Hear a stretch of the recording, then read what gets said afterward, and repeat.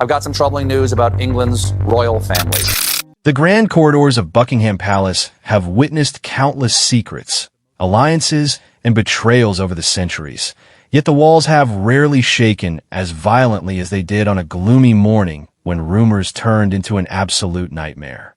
This is not another story about Prince Harry or Meghan Markle choosing a life of exile across the Atlantic, nor is it about the standard tabloid gossip that the monarchy usually brushes aside with a well-practiced wave of a hand.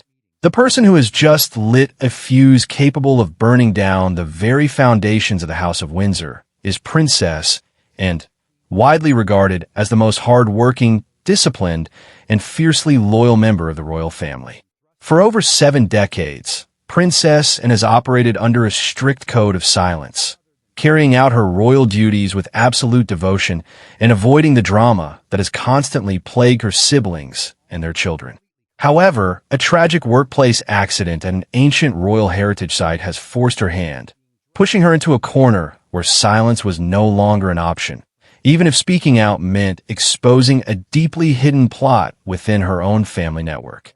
It all began exactly 7 days ago on the windy outskirts of London, where a massive restoration project was underway to preserve an ancient, centuries-old royal estate.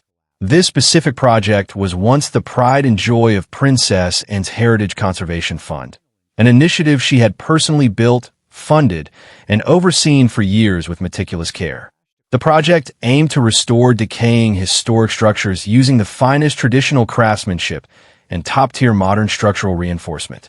But over a year ago, administrative control of this multi-million-pound project officially shifted away from Anne's office and was transferred directly to Queen Camilla's newly expanded advisory committee. It seemed like a routine bureaucratic handover to balance royal patronages, but under the surface, everything began to shift rapidly. The tragedy struck when Michael Harris, a veteran 47-year-old construction worker and father of 3, was working on installing primary load-bearing beams on the upper floors of the ancient estate. Without warning, the entire floor section beneath him gave way, collapsing into a chaotic avalanche of concrete, twisted metal, and thick dust. Harris survived the catastrophic fall, but he sustained severe spinal injuries that left him fighting for his health in a local hospital. Within hours, photographs of the injured worker lying helpless in an emergency ward were splashed across the front pages of prominent British tabloid newspapers, with highly damaging headlines accusing the royal family of trading innocent lives for grand heritage aesthetics. Because the original fund documents still carry the name of Princess Anne's Conservation Charity, the public fury and the sharp questions from opposition members of parliament were directed squarely at her. The intense pressure built rapidly, demanding that the Princess Royal break her usual silence and explain how such a catastrophic structural failure could happen under her watch. Princess Anne, true to her fierce and uncompromising character, refused to hide behind polite press releases. Just 48 hours after the tragic collapse, she ignored the warnings of her security detail and personally visited the chaotic construction site under a gray, drizzling sky, standing amidst the twisted scaffolding and piles of debris, and did not just listen to the sugar-coated briefings presented by the project managers. Instead, she stepped directly into the hazard zone, bending down to personally inspect the fractured concrete blocks and broken steel beams that lay scattered across the ground. What she saw made her eyes narrow in deep suspicion and immediate anger. The materials used were supposed to be premium, long-lasting, high-grade components approved by our technical committee less than 2 years ago.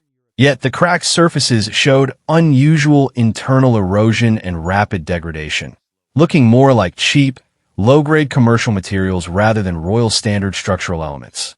Turning to the group of sweating engineers and nervous palace officials standing behind her, Princess Anne's voice cut through the cold air like a razor, stating firmly that the initial preparation and material approval phases handled by her conservation fund were entirely flawless, and that this disaster was absolutely not a normal technical fault or an unpredictable accident.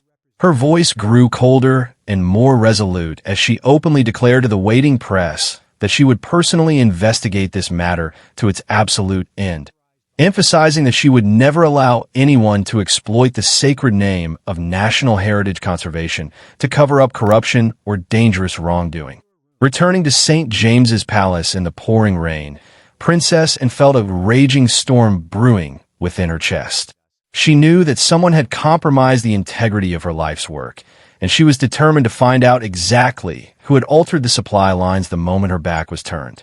Inside the secluded walls of St. James's Palace, Princess Anne did not waste a single second allowing the dust to settle on the tragic accident that had shaken the British public. The cold London rain beat heavily against the tall, historic windows of her private office, but the physical chill outside was nothing compared to the growing dread tightening inside her chest. The haunting images of the injured worker, Michael Harris, lying shattered in a hospital bed remained burned into her mind, driving her typical royal patience straight into targeted action. She sat down at her large mahogany desk, her eyes sharp and focused, and immediately summoned her most trusted senior aide into the room. With a voice that was low but carried the weight of absolute authority, she gave a direct command to bring her every single original file, shipping manifest, and ledger related to the Heritage Restoration Project. From the very first day, her conservation fund conceived it up until the present moment. The aide, sensing the high stakes and the rare urgency in the Princess Royal's demeanor, nodded silently and returned within minutes carrying a massive, heavy stack of bound documents, and put on her reading glasses, pulled the first file toward her, and began turning the pages with meticulous, unwavering attention, determined to uncover where the safety of human lives had been traded for financial gain. The deeper Princess Anne dug into the administrative trail, the darker and more rigid her facial expression became as a terrifying reality began to take shape before her eyes. The meticulously curated list of premium material suppliers that her technical fund had thoroughly vetted and approved 3 years ago had been completely and systematically altered without her knowledge. The original contractor, a prestigious and long-established British manufacturing firm celebrated for supplying industrial-grade steel and reinforced concrete, had vanished from the active registry. In its place stood an obscure, newly registered shell company operating out of a remote corner of Eastern Europe, an entity with absolutely no track record in national heritage preservation. Her fingers gripped the edge of the financial ledgers so tightly that the paper began to crinkle as she cross-referenced the precise dates of these structural changes. The sudden shift in suppliers had occurred exactly 4 months after administrative control of the project was officially handed over to Queen Camilla's newly expanded advisory office. What shocked, and to her very core, however, was the official authorization signature stamped at the bottom of the modification directive, a decree that had been pushed through quietly under the direct authority of Camilla's inner circle. Suspicion flared up inside the Princess Royal like an unquenchable wildfire, prompting her to stand up and pace the length of the dimly lit office with quick, firm steps. She remembered the exhaustive months her team had spent interviewing engineering experts to ensure that only the most resilient materials were used to protect the kingdom's historic architecture. This abrupt, quiet transition to an unverified overseas supplier could not have been a legitimate technical decision made by qualified structural engineers. It was an intentional, high-level intervention driven by a hidden motive. Refusing to rely on standard palace channels that could easily be compromised or leaked, and turned to the head of her personal security detail, a fiercely loyal operative who had guarded her for decades. She ordered him to quietly assemble a private, elite investigative team to secretly track the financial transactions, bank accounts, and actual physical operations of this Eastern European supplier. She emphasized that this counter-investigation must remain completely invisible, ensuring that absolutely no one in Queen Camilla's office or the wider palace network caught wind of what she was doing. 48 hours later, the initial classified report arrived on Princess Anne's desk, and the raw data contained within those pages left her momentarily speechless. The mysterious Eastern European company was charging the Royal Heritage Project prices that were staggering 40% higher than the standard British market rate for premium materials. Yet, The physical reality of what was delivered was a complete deception, as recent samples secretly extracted from the collapsed floor by AN's operatives proved that the load-bearing capacity of the steel and concrete was less than half of the legally required safety standard. Thousands of tons of substandard, highly brittle building materials have been poured into the ancient foundations of the estate, all while official invoices falsified the shipments as top-tier, luxury European imports. The most devastating blow in the report, however, was the identity of the puppet master orchestrating this entire corrupt supply chain. The trail of excess millions of pounds siphoned for the taxpayers' fund led directly through a complex web of offshore intermediary accounts before ultimately pooling in a private company's controlled by Tom Parker Bowles, the biological son of Queen Camilla. Princess Anne sat motionless in the quiet room, staring down at the irrefutable financial charts as her hands slowly clenched into tight fists, her knuckles turning stark white under the desk lamp. She softly whispered the names of Tom and Camilla, her voice dripping with an intense mixture of profound rage and deep familial disappointment.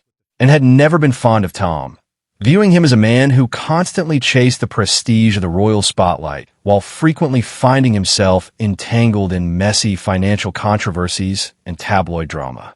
As for Queen Camilla, the woman who had filled her late mother's shoes and captured the heart of King Charles, Anne's suspicions now turned into a cold, terrifying question. Did the Queen consort actively participate in this multi-million-pound fraud, or had her blind affection for her son allowed her office to become a shield for criminal greed?